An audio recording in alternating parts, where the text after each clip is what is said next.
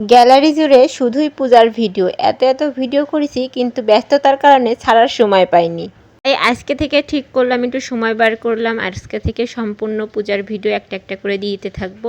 এটা ছিল অষ্টমীর দিনের ভিডিও। অষ্টমীর দিন তো বাসায় ছিলাম, কোথাও যাওয়া হয়নি। আর আজকে বাড়াচ্ছি বাড়ির উদ্দেশ্যে যাওয়ার জন্য। কাউন্টারে আসে তো কি কাহিনী, রাজশাহী নাটোরের গাড়ি নাকি চলাচল একদমই বন্ধ। এই খবরটা তো আমি জানতামই না। তারপরে আসার পরে যখন শুনলাম তখন জানলাম যে না, এগুলো বাস বন্ধ, তারপরে এই লোকাল বাসে করে যাইতে হবে। আর গাড়িতে উঠলে তো খাওয়া দাওয়ার কোনো অভাব নাই, মানে এডে সেডে খাওয়া চলতেই থাকে আনলিমিটেড। আর তারপরে হচ্ছে কফি খেলাম, তখন বাজে 7:30টার মতো। টপেস দিয়েছিল একটু ইয়েতে, সিরাজগঞ্জে। এটা খেলাম, ভালো লাগলো, মাথাটা ব্যথা করেছিল, ভাবলাম কফিটা খেলাম, ভালো লাগলো অনেকটা। পরে একটা আইসক্রিমটা না আমার অনেক বেশি পছন্দ, যে জায়গাতেই যাই আমার এই আইসক্রিমটা খেলে ভালো লাগে। এরপরে চলে আসলাম মামা যে জায়গায়, যে মন্দিরটাতে পূজা করছে সেই জায়গায় চলে আসলাম। মামা আমার জন্য বসেই ছিল আরতি না করেই, কারণ আমি বলেছিলাম যে বাসের থাকতেই বলে দিছিলাম যে মামা আমি আসলে আরতিটা করো, মানে আমি আরতি দেখব।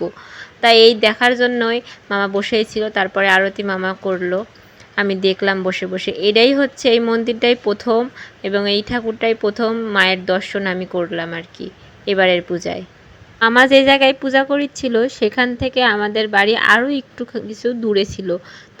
তার আগে বাড়িতে না যেয়ে আগে আরতিটাই দেখে নিলাম, কারণ দেখা যায় যে আরতির সময় পার হয়ে গেলে তার আরতি করা যায় না। এই কারণে আরতিটাই দেখে নিলাম। তারপরে বাড়িতে যেতে যেতে অনেকটা লেট হয়ে গেছিলো।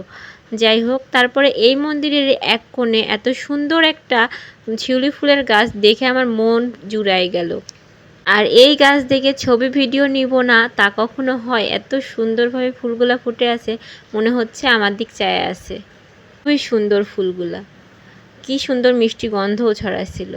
আর এইদিকে আমার বোন বসে ঘুমায় গেছিল। তারপরে আমি যখন আসি তখন ঘুম থেকে তুলে ওর জন্য একটা মেহেদি নিয়ে এসেছিলাম, সেটাই ওর হাতে দিয়ে দিচ্ছিলাম। জানি না কেমন পারি, তারপরেও মোটামুটি করে দেওয়ার চেষ্টা করলাম। আজকের মতো এই পর্যন্ত, দেখা হচ্ছে পরবর্তী কোনো ভিডিওতে।